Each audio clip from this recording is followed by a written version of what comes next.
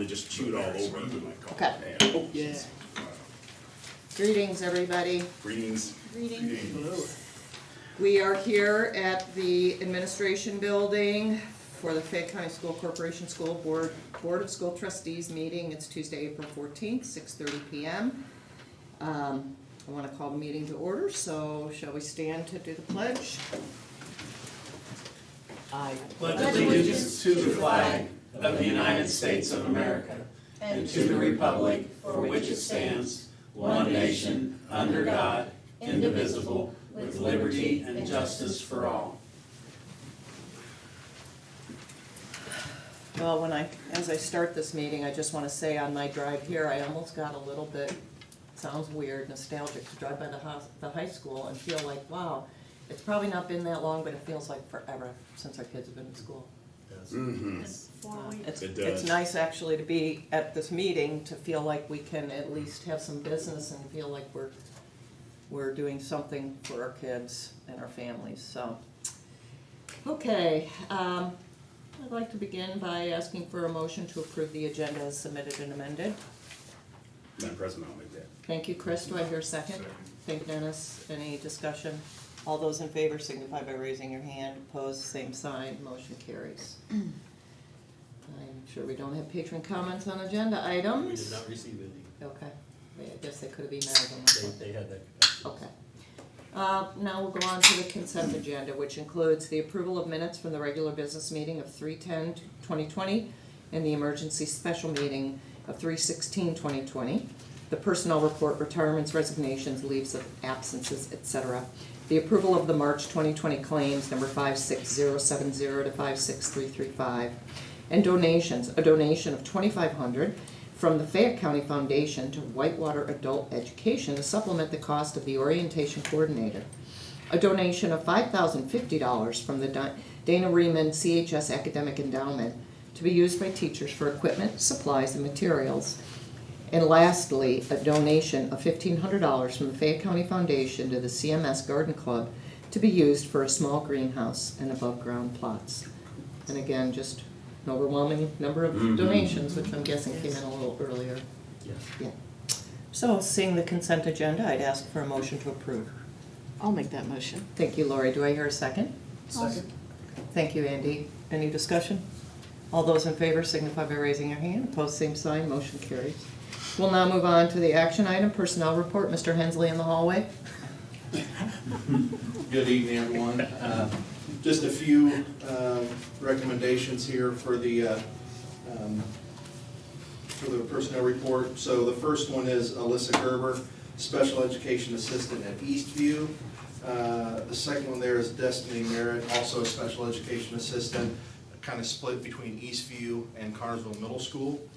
And also, for item number 2, we're requesting authorization to issue for our support staff their letters of intent to re-employ for next year. So this is something that's done every year, and we're just putting this on for your approval tonight. So. Okay, great. All right. Thank you, Brian. Thank you. So I would like to seek a motion to approve the personnel report. I so move. Thank you, Ann. Do I hear a I'll second? second that. Chris, thank you. Any discussion? All those in favor signify by raising your hand. Opposed, same sign. Motion carries. Thank you. Okay, we will now move on to the elementary CMS CHS WCC discipline plans, bus conduct, FCSC code of conduct. Ms. Corsaro, welcome. Good evening.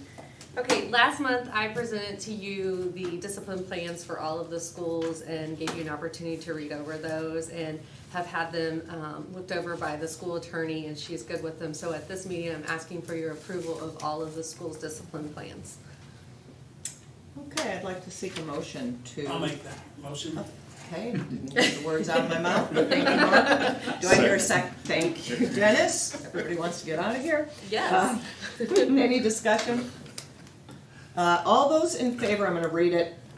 All those in favor of approving the elementary schools CMS CHS WCC bus discipline plan, bus conduct, FCSC code of conduct, signify by raising your right hand. Opposed, same sign. Motion carries. I think it's that seed, maybe, that is. Yeah, it is, isn't it? I know.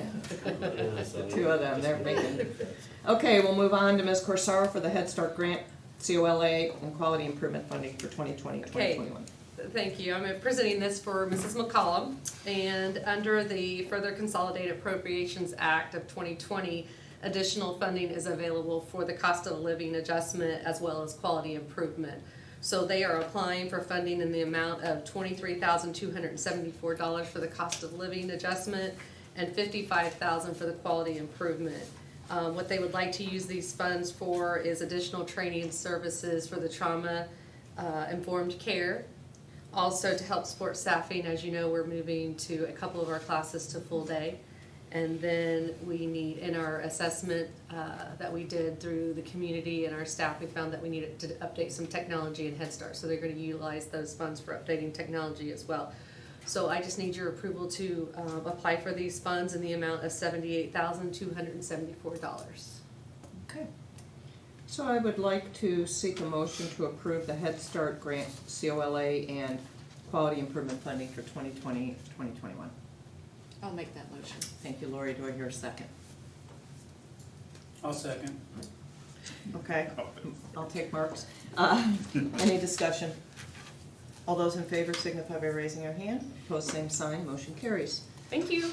Thank you. The approval of the criminal justice program at WCC. Yes, I'm Mr. Dungan right now, Okay. but I asked him, he did. We're trying to keep our numbers to 10, we're trying to follow those guidelines, and I appreciate your patience and understanding with this. We talked about, this is more for the public, but we talked about trying to conduct this through Google Meet or Zoom, but with the redistricting information, that was going to be really challenging, especially to try to be able to show you the information we have, so because it is a technology base. So just for the public to understand why we're doing this, and I want to say thanks to John Palsy and Justin and our tech department with David Way and Terry Miller for helping coordinate all this. It is streaming live on TV3 as well through their YouTube channel, so I appreciate the support we have from them.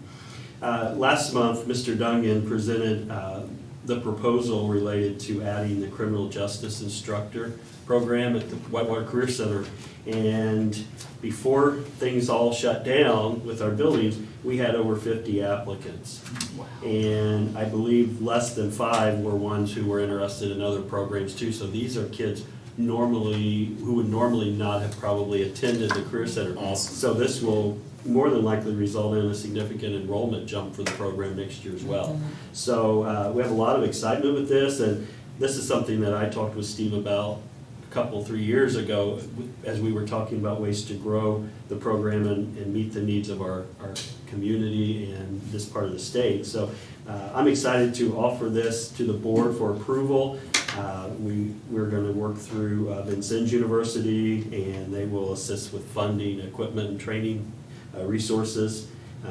We have the position posted. We did that just to see what interest was out there, and I believe Brian Hensley sent that to both of you, or was going to just see what interest we had pending the approval of this, just to test the water. So I do know that we have at least one local person who's interested at this point, but I'm not for sure anyone else. So with that said, our Career Center board is made up of all the superintendents that feed into the Career Center, and we already approved that as a board unanimously, so it comes to our governing body here for Fayette County Schools, and it's presented to you for approval for the 2021 school year. All right, I would like to entertain a motion to approve the criminal justice program at WCC. I'll make a motion. Thank you, Andy. I'll second. Thank you, Ann. Any discussion? All those in favor signify by raising your hand. Opposed, same sign. Motion carries. And just for the public to know that you haven't heard a lot of discussion, but so far, except for the Head Start grant, these are all things that, at least 2 of them, have been things we've already heard a lot about, so we've asked a lot of questions in previous meetings. Right, thank you. Now, the next item is that's a resolution from the board to authorize expenditures during the COVID-19 pandemic. And the resolution, I'm not going to read it word for word, but the basis of this is we want to be able to support our local agencies and facilities however we can. We have a lot of resources in the Fayette County School Corporation with facilities. One thing that we did already that I had notified you about, but we are permitted to seek approval after, is we ask our schools to collect all of their personal protection equipment And we did provide that to local facilities and to the health department. So we donated, I don't have the exact count, but we donated all of our masks except for a very small box that we keep here for folks to use. And we also made gloves and hand sanitizer and gowns. We had quite a few gowns from the healthcare program at the Career Center. So we donated back into an SUV full of equipment and boxes of materials already. So I just wanted the public to know that. And that's what this is allowing us to do to help support our community and our citizens with whatever means we can, because everything we have is either donated or received through taxpayer funds. So that's what this resolution seeks, is that we can be a good partner to our community and our healthcare providers and emergency responders. That's great. But we do have choice on what we do, what are allowed to give to other public or other governmental entities, correct? So for example, like you said, we did keep one box and some gloves and whatnot, we could have kept 2 boxes or 3 boxes. We could have kept as many as we wanted, Pretty much but it's our discretion, but obviously we don't need them. no. But it's not like if somebody, another governmental entity came to us and said, oh no, we've got to have all of your supplies and we have to give them up to them. I mean, Right, no. Okay, This is our choosing to be good partners, and since the buildings are empty until further Oh, yeah. notice, we wanted to put them use. So that's a good question to clarify, but yes. Mhm. And then we delivered those to the health department to Matt Shirk, so, yes. And there was a great need, right, here in this There community is, for the that. masks Okay. especially, I guess they're gold. The N95s, we Wow. only had 2 or 3 boxes of those, which are the best. The Uh-huh. filters. But we had several boxes like Dennis has on. We gave him the dust masks. We gave him whatever we had from the Okay. shop classes and the different programs. So we collected everything we had. So we have a lot of rubber gloves left, but they didn't have a need for those right now. So we just sent a few boxes of those. So Do we have any concerns that when this thing ends, and it will end, that when we have need of these supplies again, that we're going to be able to get them? Because some of our programs cannot function without them. I'm thinking of the things at WCC, the health careers, in a lot of the automotive kinds of things are required to have. Is there any? well, we Any- believe after the crisis is over, I think this inventory is going to be replenished, but, based on what the State Health Department and the Department of Ed was saying, they really wanted us to give as much Okay. as we could. But yeah, I think we'll be okay at that point, but there's a lot of uncertainty. But I just didn't feel right for us sitting on those when they're here, No, if they not could at all. help protect our folks now. So, good question, but I believe we should be okay in 3 months, 4 months, 5 months, Thank you. 6 months. Please, Stop. No. Stop. okay. Be optimistic. I would like to seek a motion to approve the resolution to authorize expenditures for mutual aid during COVID-19 pandemic. Madam President, I'll make that. Thank you, Chris. Do I hear a second? Second. Thank you, Dennis. Any discussion? All those in favor signify by raising your hand. Opposed, same sign. Motion carries. Common School Education Technology Loan, Ms. Callum Pollock, good to see you. Good to see you, board members. First of all, I want to apologize for the short notice on this being added to the agenda. However, we just received communication from the Department of Education that they were fast-tracking the process for a Common School Educational Technology loan process, and the application is due on the 24th. We had already been discussing digital devices for lower grades in elementary instead of just in the secondary. So this might be our opportunity for that, should the board choose to approve our proceeding with the application. The application it uses the February count, so that's just about 3,150. So we could be eligible for $315,000 potentially in this loan. We will ask for 327 because Mr. Miller has a quote that 1,000 devices would cover students grades 3 through 6 with Levino Chromebooks and the operating system for those. At $327 a piece. So we would ask for more funds, but potentially we could only receive up to the 315 or potentially less, our application could not be approved. They use a factor of our assessed valuation per student, and we are 49th lowest. So we're in the top 50 of being eligible for these funds. So basically what's being presented for your consideration this evening is to authorize us to proceed with the application for the common school loan in up to $327,000. This would add to our debt service rate, which would be about 1.3 cents per $100 of assessed valuation, or $13 per $100,000 of assessed valuation in repayment. I get a little frustrated with, this is speaking as a business person who just got a PPP loan, and the banker said, well, we can't guarantee that they'll be forgiven. And I appreciate that this is a loan at a lower interest rate, but it's still a loan. It is. It's still debt.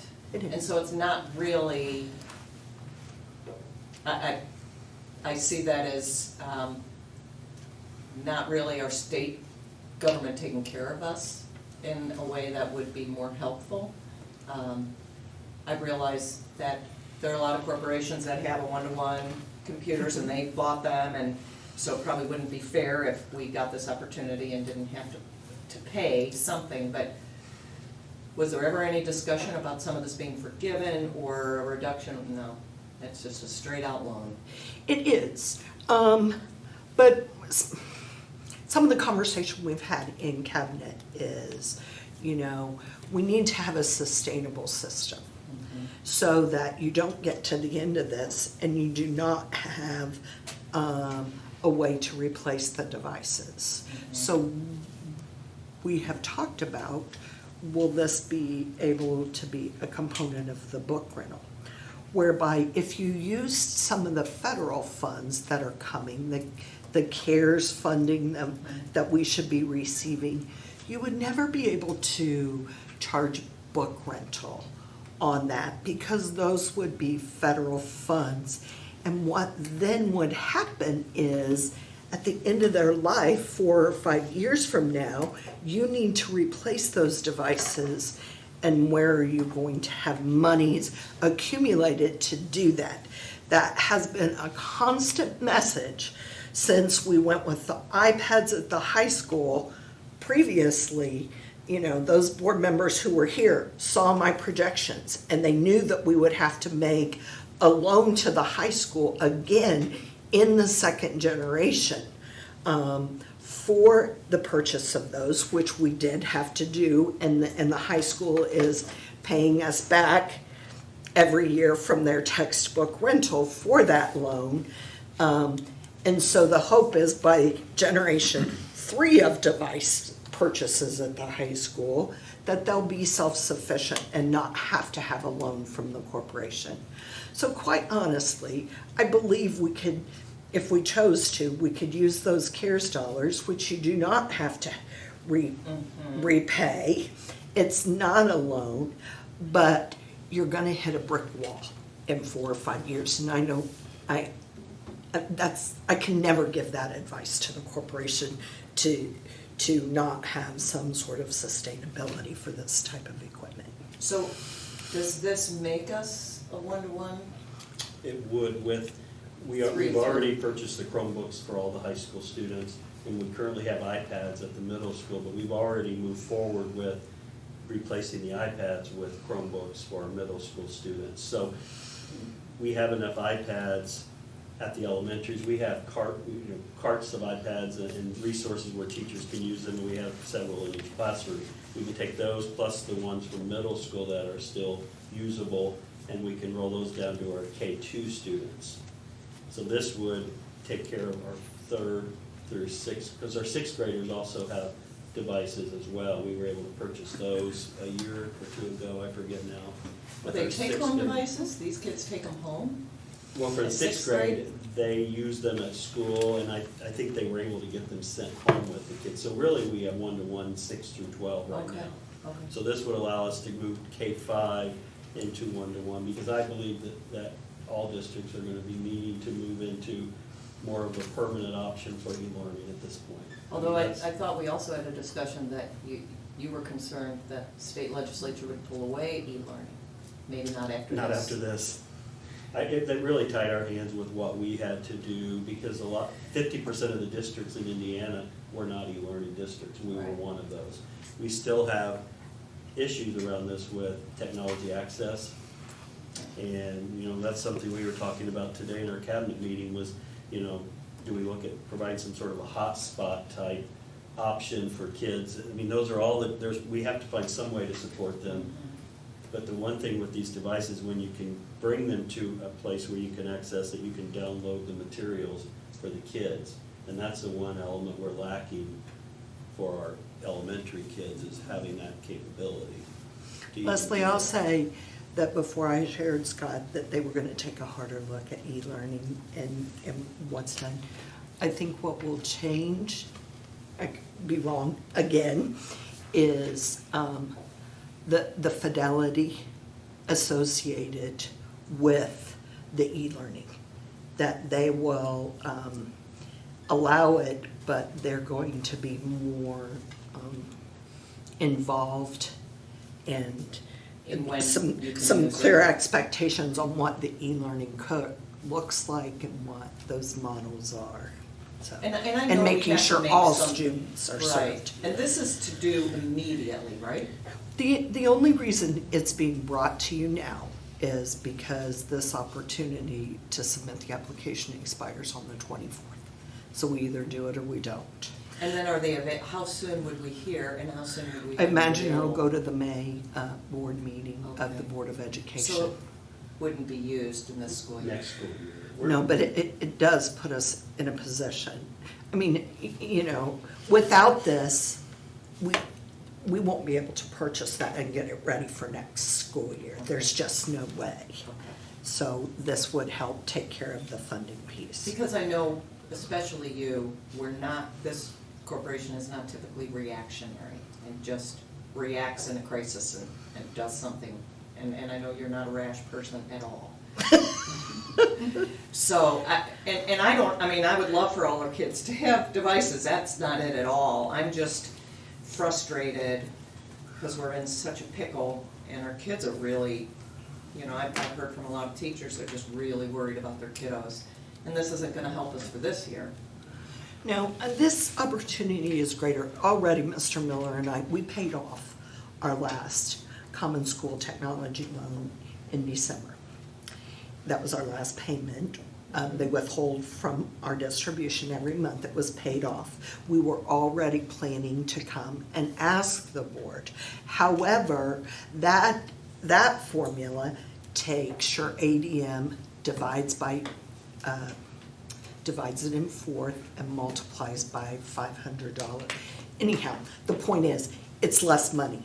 This is, that was gonna be, last time we got 70,000, and that was twice what our allocation was supposed to be, or something like that, so. Wow, okay.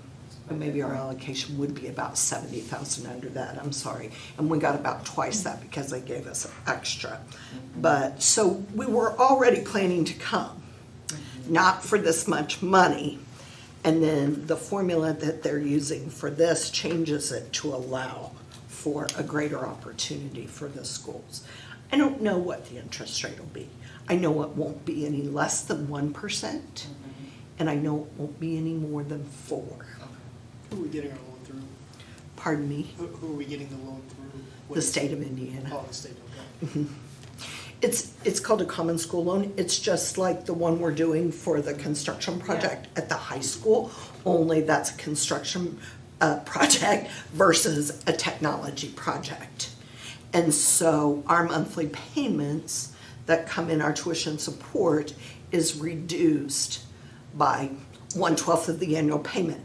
And then we transfer money from our debt service back to our education fund to repay that. It's like roughly And why 7 do we- bucks and 4%. Why do we have a range? Why don't they tell us what it's going to be? 1 to 4%, it says, why do we not know that? I don't know, that's by statute, and that's what they always say. So it's by statute that it's not less than 1 and not more than 4. And so that's what, every time we've applied, that's what it's been. And I think our last construction one was 2.75, or wasn't it? Yeah, somewhere I around there? can't remember, Okay. so, I can't imagine with Prime being at 3 1/4, there would be much over that. no. Especially for I don't think it will be. I think it'll be on the very low end. Yeah, I mean, 4% our payment would be roughly $7,400 a month, but, I mean, let's just take it. And I don't like bringing things to you, I told you that in my email I sent, I thought at the last minute. It's just an opportunity, and we tossed it around here. It's an opportunity to try to position ourselves with some inexpensive money that we can hopefully recover and repay through our textbook rental fees as well. So, you know, spreading that out over a 4-year period. Taking on the extra debt, though, is not going to be a financial strength for us, even with the circuit breaker impact.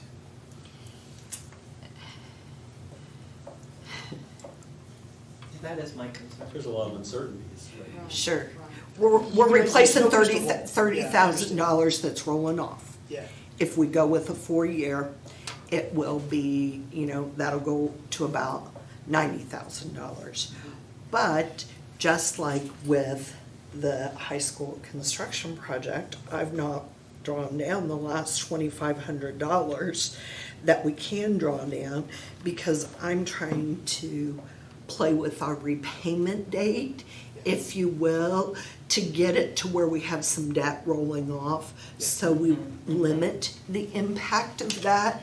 Yes. I'm not sure that I'd really be able to do that much with this, since we want to be able to go quickly on it, but every effort will be made sure. to do that type of thing. So, but yeah, it's gonna raise our annual debt service. But with the other debt rolling off, we do have a little bit of capacity, so. From a practical standpoint, if we don't, these are devices that we are going to need, period.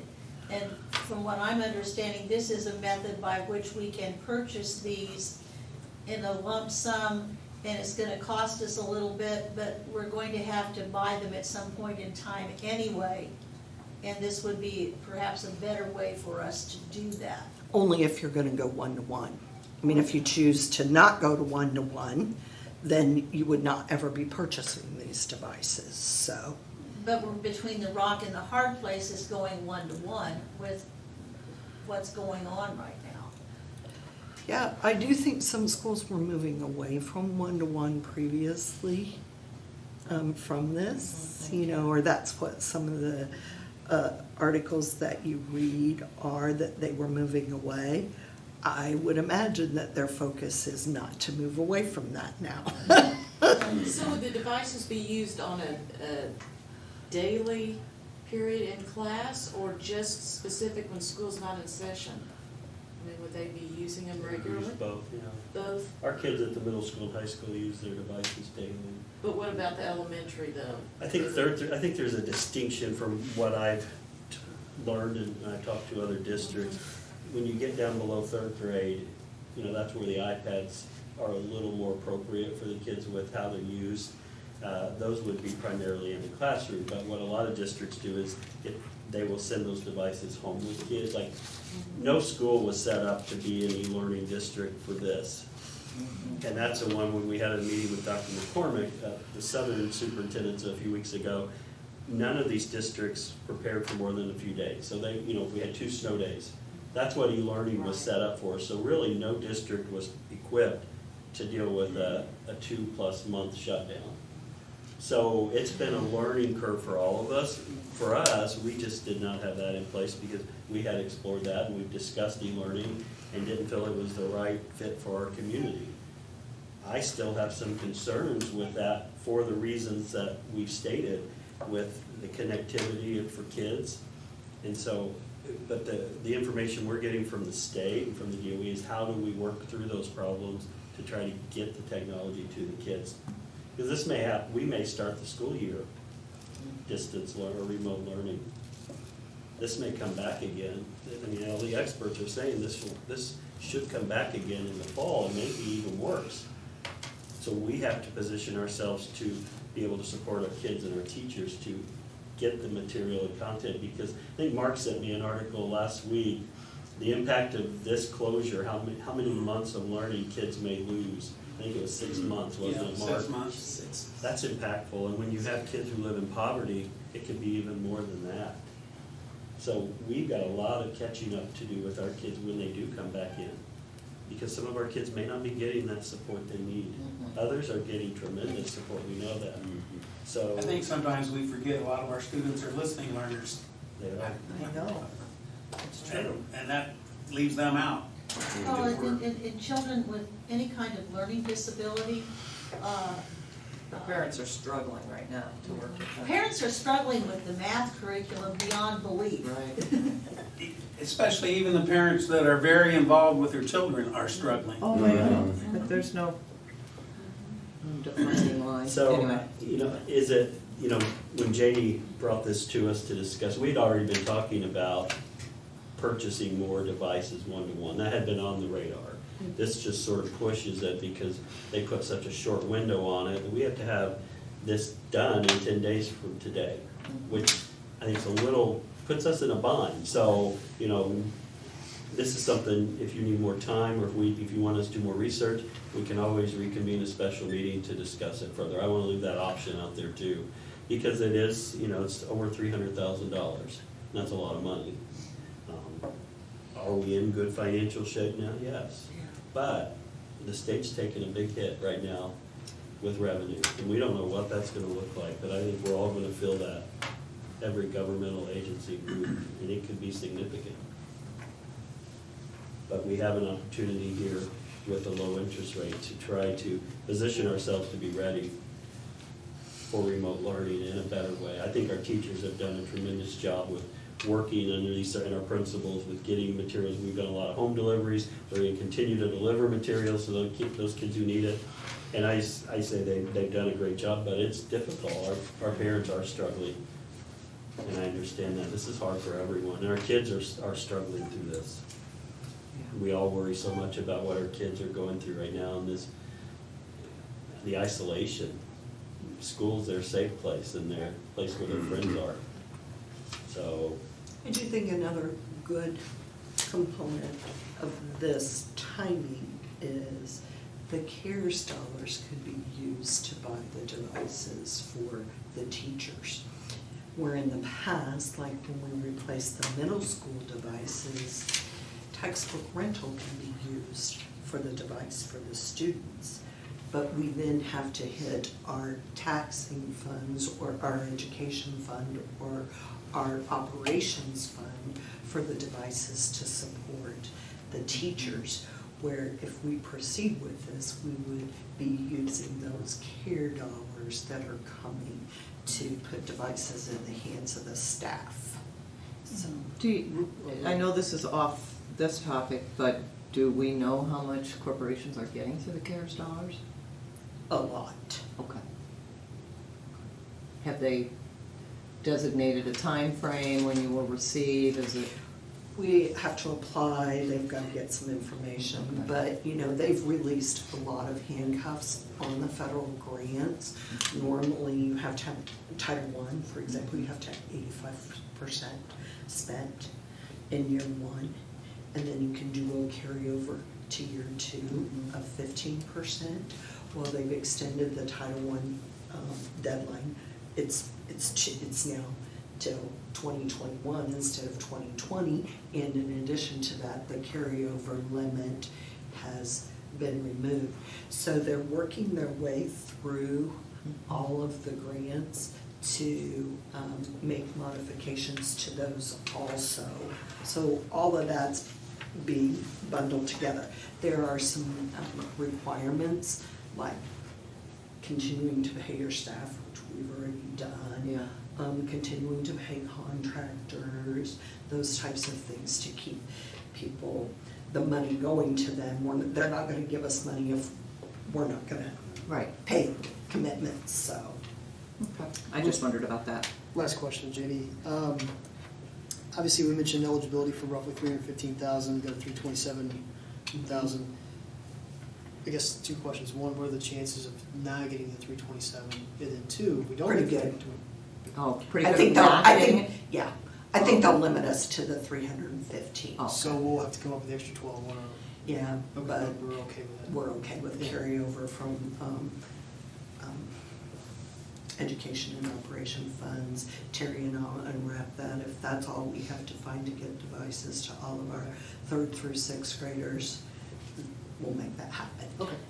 Could they give us less than the 300? I suppose they could, based on how many other people apply who have higher poverty than we do. But this quick timeline is gonna be tough for people. Okay. So, we'll see. Yeah. And we don't have to take it if we don't get enough to do what we want, Yeah. so. Alrighty, well, I'd like to entertain a motion then to approve the Common School Education Technology Loan Application. I'll make that motion. Thank you, Andy. A second? I'll second that. Thank you, Chris. Any further discussion? All those in favor signify by raising your hand. Opposed, same sign. Motion carries. Thank you. Thank you. Thanks, Jamie. Appreciate Jamie's work on that. and- Yeah. and, In a short It time was, frame. and I said, oh, I wish we could do this later, but I apologize for throwing that on you short notice. That's not how I like to operate, but. All right, we're ready for the elementary school redistricting conversation. Mr. Miller is going to come in we're going to project some information on the screen.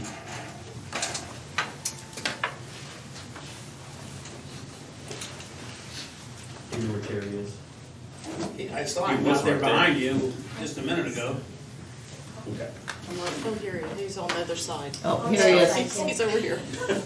He's doing his laps. Yeah, he's. He's getting his step in. He's getting his lap steps. All right, so I want to preface this. We've had some discussion about this, and, you know, we sought your approval to move forward. And so what the process has been, we've included our elementary principals in discussion and looking at our maps. I appreciate Daryl, Drew, and Lou for their work from the Transportation Department. We use a program called TransFinder. And so what you're going to do is you're going to see this, and I'm hoping it's clear enough for you. If you want to go ahead and pull up the maps. But I want to talk about our goals. So when we looked at redistricting with repurposing Maplewood, we wanted to balance our building sizes and class sizes as much as possible. That was a top priority. Another goal was to try to keep our socioeconomic numbers and changes at each building to a minimum as much as possible. So we want to try to balance the needs of each building as much as we can. Keeping neighborhoods and communities in the same school building as much as possible. So we wouldn't want to split Village Creek in half or Pleasant View in half. We want to try to keep those neighborhoods and those areas together. And then we also want to reduce bus travel time whenever possible. So this is the big reason why we needed to meet in person, for you to see the challenges that we face here. This is our county, and this is our proposed new boundaries. So what's an observation you may see from that in just a quick glance with that? Everton and Fayette Central have huge districts. And Grandview shaped weird. Yeah. They Long do. bus rides. Yeah. And that is a challenge. And so here, the challenges we face, one was our population density. Terry, can you pull up the map that shows where all of our kids are on this? This is really interesting. Oh, wow. And if he zoomed in, the city would look really impressive with the number of little people there. But look up in the Bentonville area, up in the northwest corner.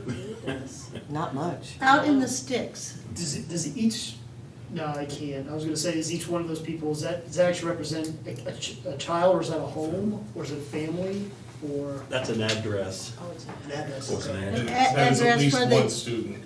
Okay. At least one Sometimes stu- when there's multiples, they're You got- layering you on got top of 3 one kids that another. And these are And elementary. these are strictly elementary. Yeah, these are next year's elementary kids. So we don't have all the kindergartners in there, but we use the data we had from our preschool program, the kids we knew would be, matriculating into kindergarten. But yeah, so when you look at that, look at the number of elementary kids projected up in that whole top section. I'm having problems getting I'm not orienting gonna- yourself? map maker here, what, I'm familiar with that area, but there's no road numbers on there. And Where's He can show Fayette you some of Central? those. yeah, where is Fayette Central? Okay, yeah, zoom out and show them where Fayette Central, that'll give them a little bit of a bearing.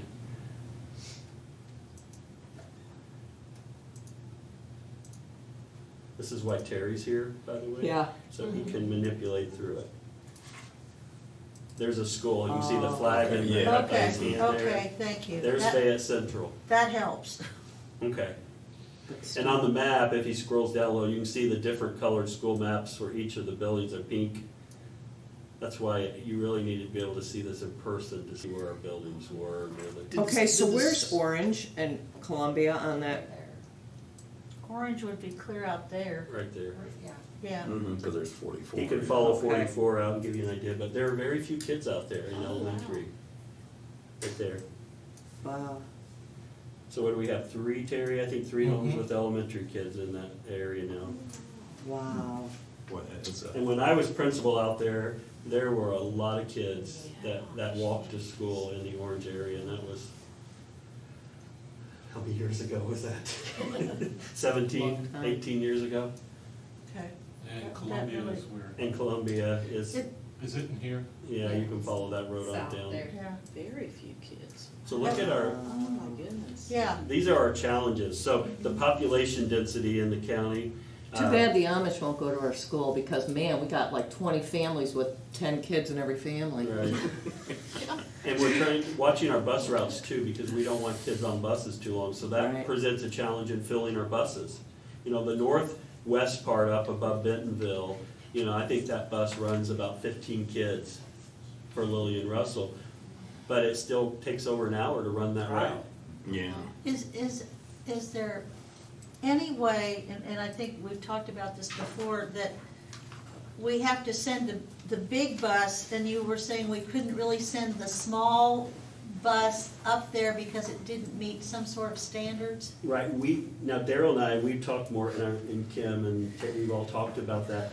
We can't use the activity type buses unless we can pull completely off the roadway into a driveway and load or unload. So we are exploring the possibility of maybe you doing something like that up in that northwest quadrant and just run a smaller route of 10 kids or 12 kids.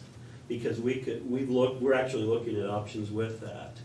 But there are rules about having the stop arm and having a bus with the stop arm. So, you know, the smallest buses we have are Head Start buses that are yellow, that are equipped with the stop arms and flashers, which we can't really utilize. Because with the few number of kids that are up there, and that's up by DeLake and Bayer Schrader in that area. Yeah. Yeah. So Scott, did the software itself, did you put in all the addresses and it generated the boundaries by itself, or did we manually do that? We manually did everything, so this is connected to Power School. Terry spent about 2 hours on this probably, didn't you? Okay, yeah, right. He spent a lot of hours. It's been 6 months, but it's only been about 6 weeks. Terry, I don't know how many hours he's done, but it's a lot. And so that's populated in by their addresses through our Power School, our student information system. And that's even been a challenge because they have to be able to communicate with each other. And so TransFinder and how it reads addresses is very particular. So Terry's done a lot of data cleanup here over the last 6 weeks too. So there's a lot of What's- variables to this, obviously, because we have, not only one, we have to worry about travel time, and bus routes, we have to worry about populations or classroom density, you know, in order to, I mean, there's a lot of things that go into There's this a lot. equation, it's not just one thing, so. Yes. So the boundary of Grandview and Fayette Central on that west, I assume we're, yeah, that Zoom area. in. Where is that? Is that in town? Yeah, that's in town. Or not? Western Avenue? Is it north of 30th Street, that Yeah. area? No, No, 30th, the park's right 30th there. would be south, including south of 30th. Terry, can you show where the park is there to get their It's the bearings top there on the right. right with See the the circle? track? Yes, sir. Yeah. Horse track. Right So- there is the so- park. So we would have kids that are living on Waterloo, then it would be going to Grandview. Grand. Grandview. So when you look at 30th, Terry, can you put your hand there on 30th, right, left? Okay. That's 30th, so what we're doing is moving because Fayette Central is down around 245 kids. Yeah. So the Okay. only way we balance our school. That's like and Beeson's shift- addition, right? Or no, Beeson's is on the other side. It's Office Park, I think. That's Office. Yeah, Okay. so the only way we can balance our schools and get them all around 300 kids is we have to move farther into the city with Everton and So- Fayette so- Central. So we've moved down to 30th Street with Fayette Central, so that Kids in area, Office Park would go Right. to Fayette Central. that's one of our bigger shifts we've had to do to try to get enough kids Man. out there. And then another one for Everton, if you go down to 44 and Pleasant View, is we've shifted, Pleasant View is right there. Mm-hmm. That is now an Everton district, And it has been for AZ? Fayette Central. Fayette Central. It's been Fayette Central. Because Everton too needed about 50 kids. So where does Everton start in relationship to East. State Road 1 then? Triangle. The Triangle. triangle, The Triangle area? yeah, shoot.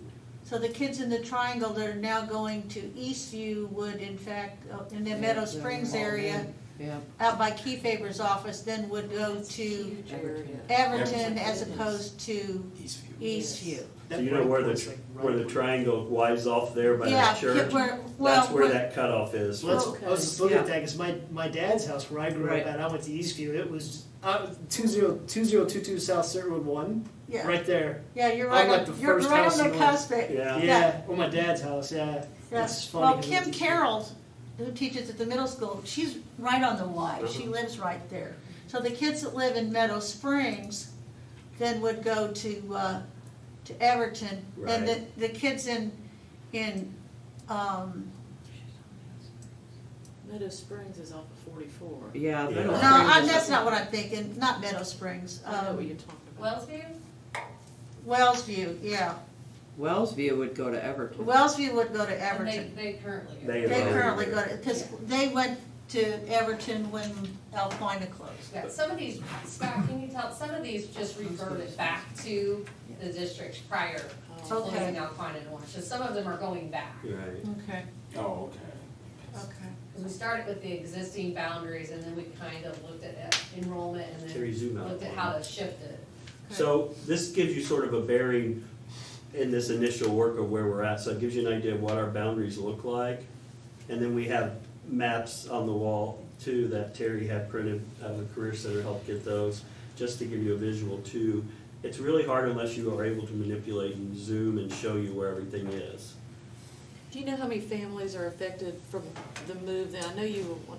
Yeah. Previous was like 195, you thought that it Well, was gonna there- affect, but do you, Well, we have all You the, know? that's all the Maplewood families. okay. But then we also, we don't have a count because it's changed. I asked Terry, and just since we started on this 6 weeks ago, it's changed and we've seen a lot of changes. I think our numbers were around 300 total kids, 300 to 400 in that range. Is that right, Terry? Total that will be impacted, including the Maplewood students, which were around 195 Okay. next year, K-5, So, K-16. and most of those changes would have been moved into Everton or moved into Fayette A Central. lot of those. Grandview has moved, well, we had to absorb all the Maplewood kids into the three Grand- city districts Okay, for Frazee.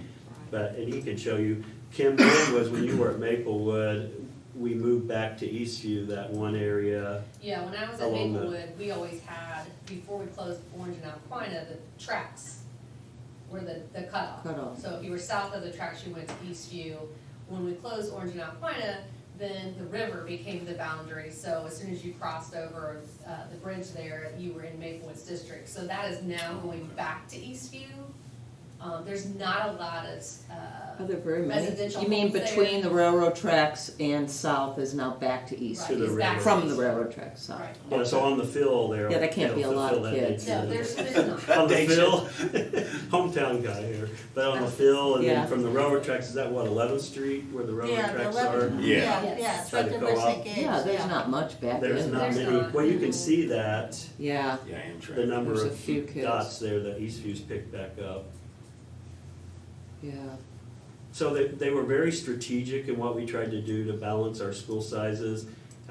I think our class sizes are gonna be pretty good, around 20, 22 per class. We may have a couple with 25 in them, but we're not gonna have any with 30 at the way things are now. Okay. So we're gonna be much better, and we won't have those anomalies of 15 either. We'll be in that 18 to 22 in general. Grandview's a weird district, so what does Grandview include or that doesn't include, or it's in It's a town, very- but then it's got that striplet that's going out into the It's just county. population. Because the city's so dense, Mm-hmm.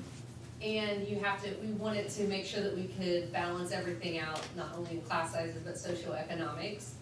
And we Okay. also needed to make sure that we balanced Frazee out a little bit too, so so that we didn't Zoom up split a lot of all over, neighborhoods. Terry. Yeah, I wanna You see how kind far of create Grandview a goes. Where little that bit jumps different. over to the right. And when we get up there and Terry gets it to that point that goes east, Mhm. that, it's, keep going. Yeah, So right now Grandview's that purple right there. yeah. So Okay. it juts to the right, Goes that's up to Wayne more County. for the purpose of bus route. Cause are there even Because kids look at out how many- there? Look how many kids are out there. You see any of those No. old people? No little people. Okay, so Wow. it's just more of, in case we do have somebody move out there, that's Okay. where the bus could more naturally run, because we have a lot of dead space in that region where there's not homes. So that was more for Daryl's request to Okay. logistically try to manage that if or when we have kids move out there. That makes sense? Yeah, yeah. So, There's the park as you're bearing again. and so what's the eastern boundary there for Grandview? What street, is that what, that's Western Avenue, okay. Western, and then it would be Eastern. Eastern's on the other side there. Right, but currently, our Grandview kids, are they east of Western?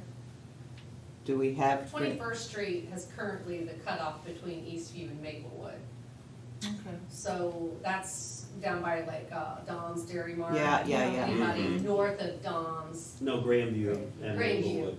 Grandview. Anybody north of Dom's would go to Grandview, and then anybody south would go to Maplewood. So now we're extending Grandview all the way down from 30th Street. Okay.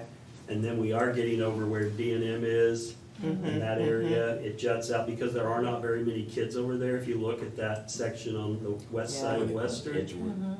right there, and there, look, we don't have the kids there in elementary currently. We have more secondary age kids. But there aren't, we don't have any there. Over there in either. the industrial area. Yeah. Huh. Edgewood.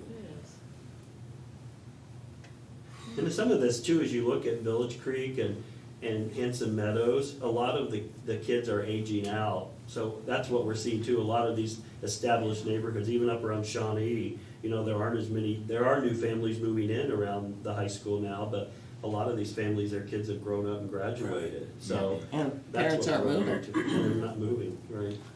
And it's worse out in the county because people aren't leaving their farms and their homes, and so there aren't many opportunities for younger families to move out there. Lori can probably attest to that. Oh, absolutely, Just not it's the having same homes. families out there, Which is good. People Stay- get out that Yeah, way, they that's- don't leave, you know, Right. so. What's the longest we would expect a kid to be on a school bus? Mark, we don't have, before all this happened, we were gonna run some sample routes. We haven't done that yet. We hope to do that this month. But the biggest concern is north of Bentonville, up Right. in that area. That's what I thought. And we are exploring possibly running a mini bus out there just to pick up a half dozen to a And if dozen I understood kids. you, an activity bus, a mini bus, if it can pull into the driveway, Fully off we're the road. okay. Yes, according to current Indiana code. And so There's that's. only like 9 kids out there that I counted. Sure, I they think would all have a Lillian driveway. Russell runs that route and has for a long time, but I think she may have 15 kids on that bus on any date, and that's K-12.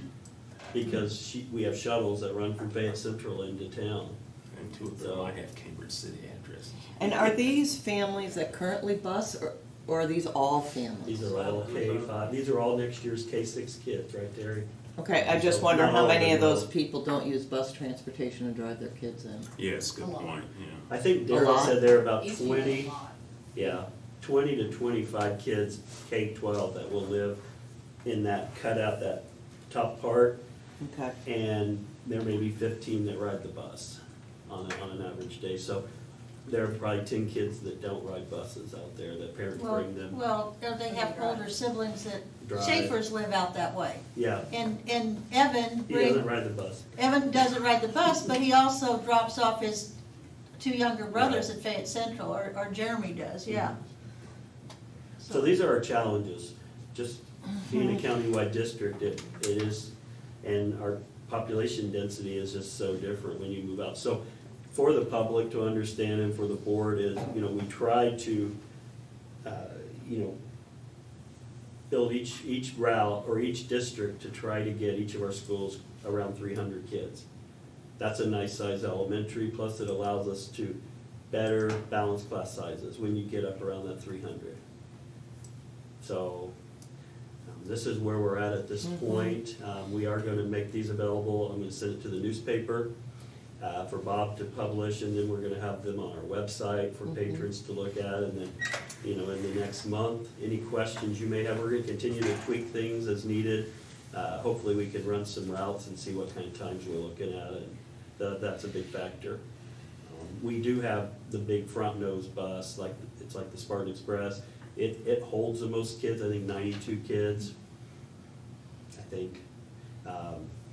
And Rodney Flum currently drives that. So we're looking, is he driving in the best place to maximize the space on that bus too? So we may need to shift where we send some of our buses to. How many current, I don't know if you know this right off the top of your head, but how many kids currently go to like Eastview that are not in Eastview's current district? Let me see, I think I have some rough data. I don't know if you,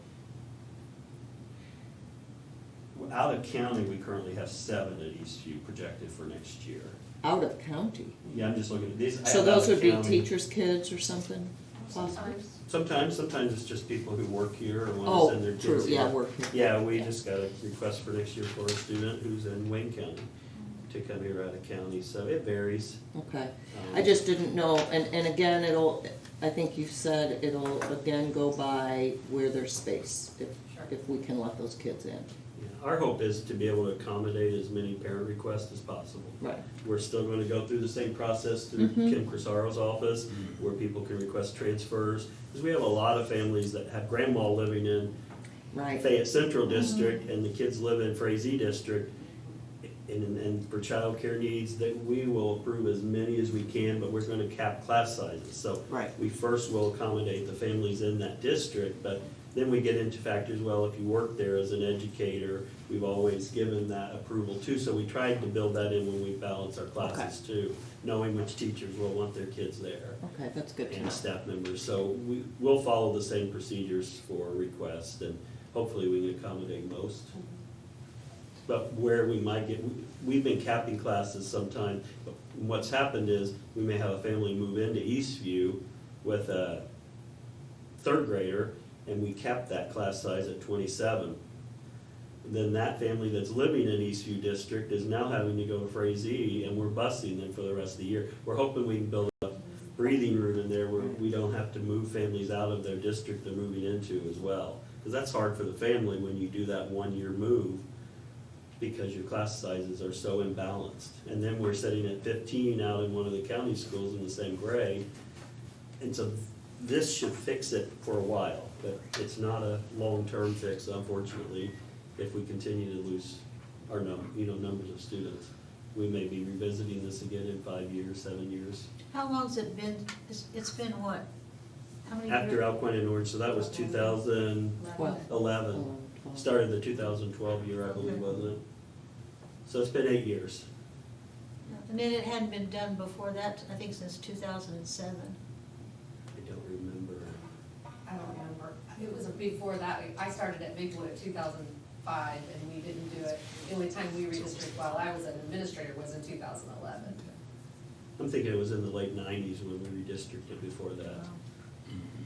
But I can't remember. Well, lots of hard work went into this for Sure did. for everybody involved, thank you. It's so nice to have Daunting. really accurate information, because I think that helps all of us. These are where these kids are. We do. It's not a speculation, well, we think we have kids living there, we have kids living there. We know where they were as of 3 weeks ago. So it's out of date now. You never, I mean, we have the kids that will move throughout the year, and so, you know, the data is not completely accurate right now because we haven't been able to update it in Power School because we haven't been at school. But there will be some changes. And I don't know what the impact of this will be economically for our county when we lose some students. I know one district in the area that's probably gonna have to RIF teachers this year.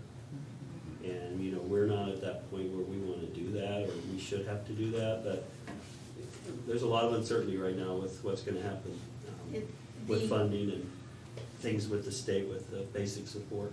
The HUD housing used to be quite as, people would move from one HUD housing situation to another. The way this is set up, and I can't recall all of them, but do we have it set up so if they move from one HUD-approved facility to another, that they would not necessarily have to change schools? We're gonna try to work with, I mean, we do that now, but unfortunately, we can't do it everywhere. We've limited the city districts to 3. Okay. So that's gonna make it easier, because a lot of times, and Kim could speak better to this, having been the principal in a city school, but a lot of your families move within a 5 or 6 or 8 block range. Sure. So this could very well help, we think it'll help with the Okay. transiency, for sure. If anyone needs or wants more information, we have our contact information on our webpage with the FCSE Connect. If anyone is curious, because it's pretty clear, if you live in northwestern or southern part of the county, you know where you're gonna be next year. But it gets a little tricky when you get In into town. Frazee and Grandview and Eastview. So if people do have questions, they can always send us an email, and we're happy to tell them where the proposed address will rest. I shared that with a mom today who was asking, and I said, this will be in Grandview Are District. these the maps that will be on the website? Our goal is to try to get those formats up there and then have the whole county. Because that lined has up. the grid and it shows the does. streets. It's just hard to Nice. see some of those. Oh, is it? Okay, yeah. But yeah, we can get those up on the website as well. Scott, when would families be notified that are going to be in a new district? Well, we would hope to be back in, when all this happened, we had hoped we were gonna be, we didn't know we were gonna be in school, but Right. we have this month to work through questions and, you know, try to get this finalized and then present to you at the May 12th meeting. And then after that, then our work begins on getting that notification out to our families to let them know. And we're really talking, Maplewood's our primary area, but we also have families that may be impacted out in Pleasant View or Offutt's Park area. So we want to be sure to get that communication out to those families being impacted. Hopefully, so they know by the end of May or by early June, so they have time. Our goal was to get it out and let kids come and do Before tours school of is the out. building before school is out. I still think we'll meet that timeline, but it just adds another layer because of we may not have accurate info on all kids if they moved.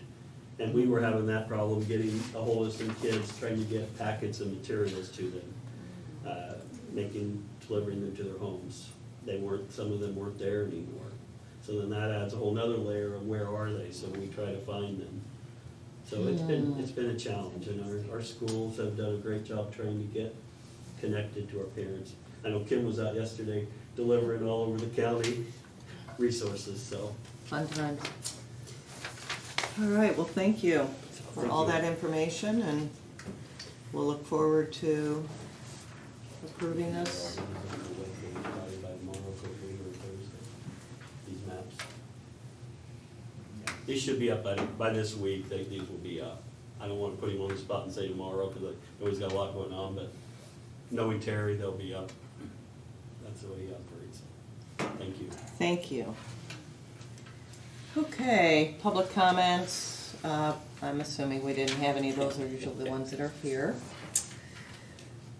Superintendent's discussion group reports, principal director reports, director of human resources. Did Brian have anything else that we know of? I don't think so. Okay.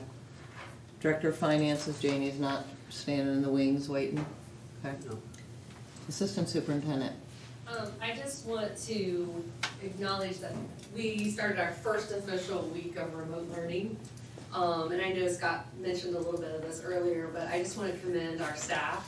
All of our admin and teachers were in contact with all of our families in Fayette County by phone calls, emails, making sure that they were okay, do they need any resources, and then which avenue they were choosing to do remote learning, whether they were going to do the internet access if they had it, and whether or not they needed packets.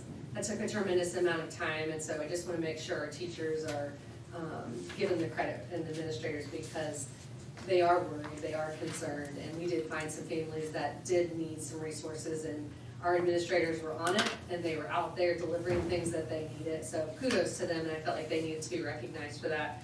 Just to kind of give you an idea of what we're doing, we are working week to week. We have 20 days, 5 weeks, which is 25, I get that. But we have 5 built-in waiver days for teachers to do some work when the packets come back in. But we're trying to give families at least a week's work. And then we're pushing that out on a Monday. Our teachers will have some office hours on Tuesdays and Thursdays, whether that's by telephone or by Google Meet, Zoom, all kinds of technology things, or if they just need to, pick up a cell phone and call. So Wednesdays, our administrators are meeting with all of our staffs through Google Meet to say, hey, how's it going? Are the kids okay? Do they need additional support? I am then meeting with our administrators on Google Meet on Thursdays to see what additional things we need to do, if we need to make any tweaks. This is definitely a learning process. It's difficult for everyone, but we're doing the best we can, and I feel like, I know parents are getting an idea of what it's like to do homeschooling, and I know from my own personal experience, I'm glad that my kids go to public school. It is a lot harder than it looks. So then on Fridays, we will kind of be like a catch-up day, and then the next Monday, then we'll push those activities out again. So just kind of wanted to give you an idea of the process that we're using for the remote learning. And then obviously high school WCC may be a little different because they do have the dual credit classes. So there's a little bit different expectation on those kids that are participating in dual credit. But for the elementary and middle school, it's that weekly basis. We're trying not to offer a lot of materials that are going to require parents to do a lot of research or just support for them. It'd be more of that kind of, how can we reinforce some of the skills that they already had? We don't want this to be a time of more stress for any of our families, but we definitely feel like our kids need to continue to have those educational experiences, and we're doing our best to provide that, whether it's online. I mean, if you're a Facebook person, the things that these teachers are doing on Facebook is amazing. Even just listening to your teacher read a book on Facebook, just that interaction that some of our kiddos are craving and need to continue their education. And at times like this, those are the things that matter. Those relationships, those connections, those teachers reaching out to those families and saying, hey, are you okay? Do you need anything? And like he said, I was delivering for Fayette Central out in Orange, and they're way out there. And so, a lot of them might need resources and things if they're not working or don't have transportation. So just want to make sure we recognize all the hard work that our administrators and teachers are doing, as well as our parents, because this is a different time for them as well. So just wanted to make sure I gave them the recognition that they deserve. Thank you. Thanks, Kim. Superintendent. Yeah, I will try to be brief. You've heard me enough, but I want to echo what Kim said. When we sat down and started planning, where do we go, what do we do? The first thing was we have to keep in contact with kids. And so, I want you all to know that too, is, our first focus, it's not on what standard are we teaching here, because a lot of our kids need, you can't be face-to-face good classroom and hands-on learning with your teacher. I'm a firm believer of that. And, so what we're trying to do is make the best of what we can do so we don't overwhelm our parents, because I know some of them are already feeling that way. And we want to make sure we focus on those essential things that kids need to be reviewing, and but really focus on how can we help you. And, yesterday we distributed 8,210 meals to students. That keeps going up every week. we met today with Chartwells, Janie and I did, and brought Daryl Drew in on the conversation. We're looking at how can we expand that even more into bus delivery. So we're working on plans to expand out into the county, especially with some delivery. And can we deliver learning materials and resources to kids doing that same thing with the buses? So we're working on some ideas, trying to expand that, because we keep hearing of more and more kids that parents aren't asking or don't know where to turn. And, you know, we had one family with, I think, 5 kids out in the county, and they were really struggling, and it was because of that human interaction with that teacher and then the principal. And I know Leslie helped out with that one, I think, but that 50 meals went to that family.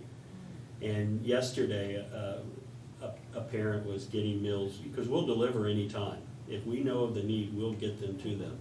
And the person said it's almost like Christmas, because we were delivering boxes of food for their kids, for their meals for the week. So we are looking at how we can expand that with snacks and other things as the government allows us to expand our program. So I just wanted you all to know that we are really trying to reach our families, and our numbers keep going up. So, you know, our goal is, if 2,000 kids need food in our county, we're going to reach them if we can. But, so if you hear of anyone, please send their names our way. I know Leslie's been very involved with that, and Brian wanted me to share, Brian Hensley, just his appreciation to you and for the work that's being done with helping with families that don't have transportation. It breaks my heart. I could cry right now. I've been, you know, I think there were, maybe it was just 2 principals and Rachel that were discussing some families that did not have food that day, and somebody, I think I got the email with time that we were able to deliver to one family, because we're doing meals from the Crosspoint the Crosspoint Biker Church. They're doing meals in town, but that doesn't help people who are homebound, don't have transportation, or live out in the county. So that was our goal.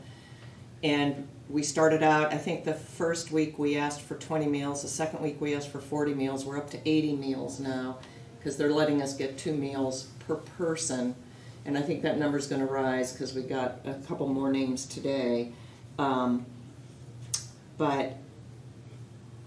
the other thing that's happening is some of the food pantries that also have pretty strict limits on, for instance, the one that I'm volunteering with, they're supposed to only give food out twice a month to any individual family. And when I was there Monday, she said, that rule's gone now. We're giving it as often as they need it.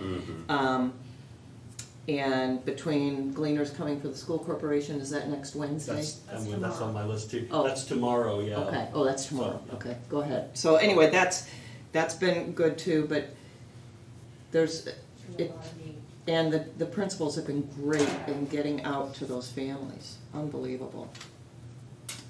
Yeah. What about the academics of it all? It's, how are these kids going to be, Mark and I were discussing this earlier, how are these kids going to be graded on this work that they do? How is it going to impact them? The high school kids, we would hope that our kids would be more responsible and the like, but the fact is they're kids and they're in a horrendous situation, and they're not getting what they need. You know, how is this going to impact their grades? How is this stuff going to be graded? Advancement, all this good kind of stuff. Well, I think everybody's objective, even including the guidance that we're getting from the state, is this is a new thing for all of us, and the goal of this is not to be punitive. Our goal is not to take A students down to C students or C students down to F students, but we do have to provide some type of activity or enrichment in which they can complete. Let's say, if you think about when this 9 weeks started for our high schoolers, we had 1 week in, so there weren't a lot of grades. We have to provide them with opportunities to get their grades up. So this is really about giving them opportunities to get their grades up, not about penalizing them and taking their grades down. Now again, if you're in a dual credit course, we have been in contact with those kids from the get-go that you are following a college syllabus and they are doing online learning, and so it's a little different. But for our elementary kids, it's more about participation and providing them with activities that they can do that aren't going to require a lot of direct instruction. I mean, we will all agree the best teacher, or the best instruction is the teacher in front of the kid. We can't provide that, so we're doing the best we can in terms of providing opportunities for them to reinforce skills that they already knew. So if they get a packet or they get the work on Monday, they have until Friday, well, actually Monday, the next Monday to complete that. They are either going to drop them back, parents are gonna drop them in little boxes. A lot of our staff are not comfortable in picking up papers after they've been in other homes, so we're gonna have them by teachers. The parent can come in, drop it in the correct box, and then pick up their new packet, or they get their new online learning the next week. So they will get some points for whatever activities they completed. It's not like, even the state has limits on how much time a kid can spend based on their grade. Because we have even our preschool teachers out giving activities to our preschoolers. Right, yeah. So theirs might be 15 minutes a day. When you get up to the high school guidance, it's like 15 minutes per class with a minimum, or you can't go over 3 hours a day. Right. So, in looking at what my own son has brought home, a lot of it is just a continuation. For example, in social studies, it might be a web quest, something that's easy for him to do independently, but helps him to show that he has understanding of whatever skill they're asking him to do. Again, our goal is not to fail a bunch of students, it's giving students some opportunity to increase their grades or keep the grades that they are. When it comes to graduation, the state has provided us with lots of guidance on how we're going to do that. We have made sure that we've made contact with all of our seniors to make sure that they are either okay with graduating in terms of their credits, or if they need additional support, they can be doing some credit recovery work now. And I think Randy's pretty confident that we've reached all of them and they're all in good shape. So obviously when we get back to school, whether that's in the fall or whenever that may be, hopefully it's in the fall, we as a district are gonna have to go back and look at our critical standards that were in this last 9 weeks and do some kind of reteaching and kind of give our kids a little extra boost, whatever that may be, and it just really depends on when we go back. Thankfully, the timing of it is at the end of the school year, and if we were on target with our curriculum maps, we were already through a large majority of our curriculum. Well, and a lot of the time for the last 9 weeks of school would have been taken up with standardized testing. Right, so if there's any good in all of this, the timing is that we were pretty much through all of our curriculum maps for all of our subjects. Now, again, that's gonna vary for your dual credits because there's more expectation because it is getting a college credit. So if there's not a lot of new material introduced at this time anyway, and like you said, majority of this time is spent on testing for iRead and iLearn. So again, it's just about providing them with experiences, making sure we're doing those relationships. A lot of the main credits and accountability lie with the middle school or the high school because they are courses that they earn credits. But up until 9th grade, they just need to do the work and do the best that they can to complete. With the high school kids and the kids that are not involved with the dual credit, and I understand that because that brings a college component in. But the freshman, the sophomore that's taking the normal classes, not the dual credit classes, the ones that are in health class or obviously in English, in a math class, maybe even a science class of some sort. Kind of, how does this work for them? And for an art class, for example, or a PE class, clearly it's a mess. Right. But honestly, in looking at what these teachers have prepared for these students that are earning credits, if they're logging in and they're doing the work, they're going to get credit for that. Now, if the student doesn't log in or doesn't participate in any of the activities, and it's not fair for them to earn the credit, they would get whatever grade they would get. But the expectation is if our students are logging into their Google Classrooms and they are completing the activities that the teachers are putting on there, they will be fine. They'll be fine. It's really, they're taking into consideration that they are at home. They don't have the same motivation as they might have sitting in a classroom. And honestly, like I said, the activities that I have seen that the teachers are pushing out to my own son, they're very doable. And as long as they log in and they are turning in those assignments, I don't foresee any students having trouble earning those credits for the courses that they're enrolled in for this 9 weeks semester. Kim, I would just follow that up with my concerns about seniors, graduation rate. I know from teaching seniors the last 10 or 15 years of my career and being on RTI that some of those seniors you could target that were in trouble, Right. and you would be able to help them save themselves that last 4 or 5 weeks.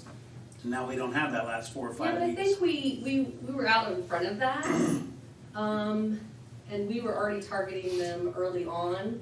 So I don't think that was as critical as maybe it was years ago, because I think the high school had already done a really nice job of, as soon as those seniors entered as seniors, okay, what do you need to make sure that you're on track for graduating? Because he sent me an Excel sheet of all of the seniors, and it really wasn't an issue as much as I thought it might be. The numbers weren't an The issue. numbers were not, Okay. no. Thank you. Kim, what about our special ed kiddos or our kids with, that may not have any, both our kids that have more profound learning needs and ones that don't, perhaps have some dyslexic issues, not that that's not profound, but some subjects they're okay and others they wouldn't, and parents are just not equipped to handle teaching in that style. Sure. Also like IEPs, which I think are called something else now. By the state guidance, and this is one reason that e-learning is the reason that we've chosen maybe not to go forward with e-learning as much, is because it is hard to meet the needs of our special ed population doing online learning or remote learning. So the guidance from the state is that all of our special ed teachers have to make contact with those kiddos. They have to provide resources and support for them. And then they're working with their gen ed teachers to make sure that if there's something that they can't do, that special ed teacher can be that advocate for them and make sure that they're not penalized for that activity. So our teachers are being extremely flexible. Our special ed teachers have office hours. They're working with parents. they're More so, calling I mean, as every much parent. as working with kids, I think some of the parents are probably Sure. like pulling hair out right now. Well, then they've also been in contact with all of their parents, because obviously, whenever you have a change to an IEP, you have to rewrite it. So we've had to rewrite all of our IEPs. So kudos to our special ed teachers, Was because that they, 900? like 900. Wow. Megan Gilman, our special ed director, has done a fabulous job of communicating to our special ed staff, hey, this is the requirement, this is what you need to be doing, make sure you're reaching out to those gen ed teachers. And then when it comes to life skills, I obviously have a life skills student, and Megan, he's in Megan's class, and she's done a wonderful job. She sent like a bingo card and some activities. So we're reaching those kids as well. And they also have office hours. If Megan, if I have a question, I can contact Megan. So I really feel like overall we're doing a fantastic job for the short amount of time that we had to pull this off. It hasn't been easy for parents and staff and students, no. There's obviously been some growing pains, but I think we've learned a lot from this, and we've built a lot of good relationships with teachers and parents, and I think we'll come out stronger in the end. That's But the I do positive. feel like we've learned a lot.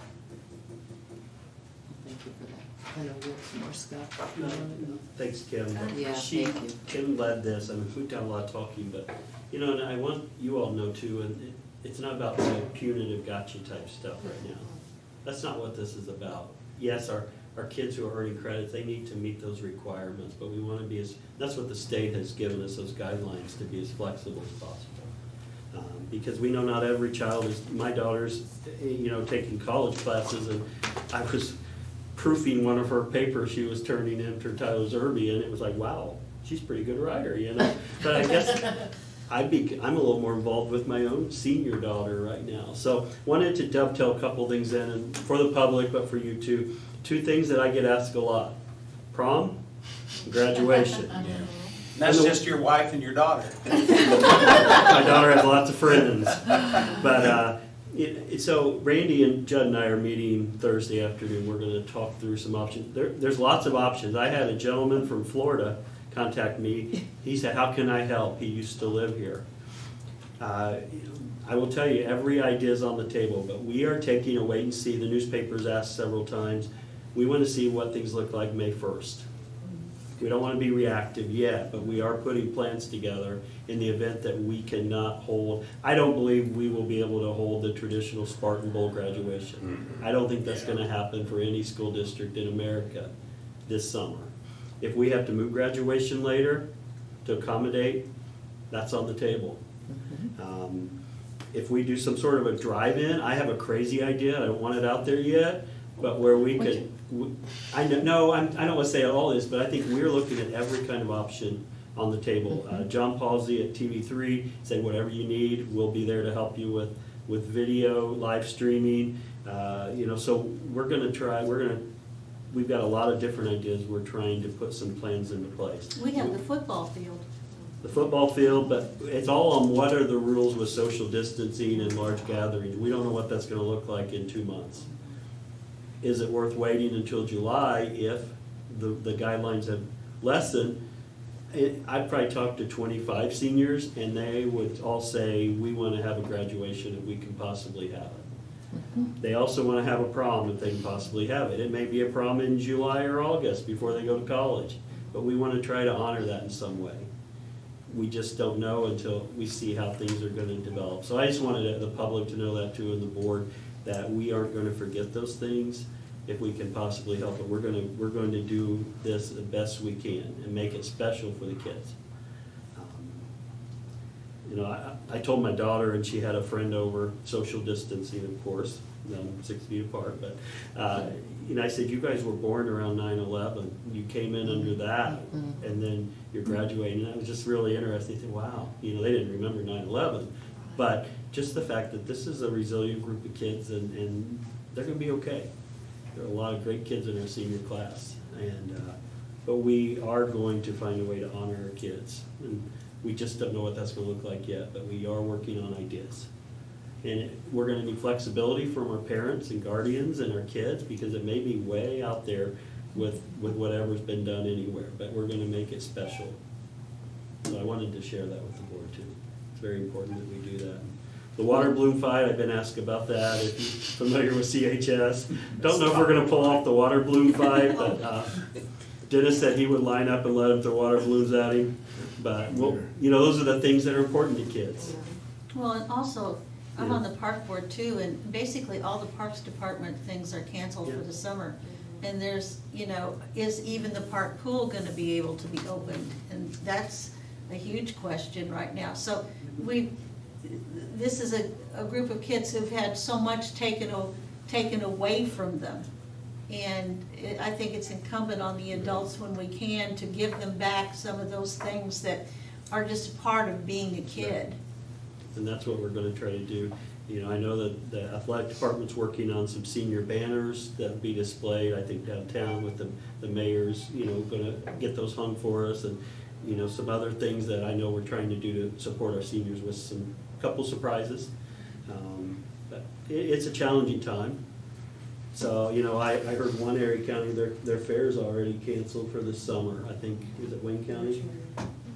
And so, Theirs is early. It's early. Theirs is always the end of June. So, that the ramifications from this could extend into, there's already talk about football season not starting. No.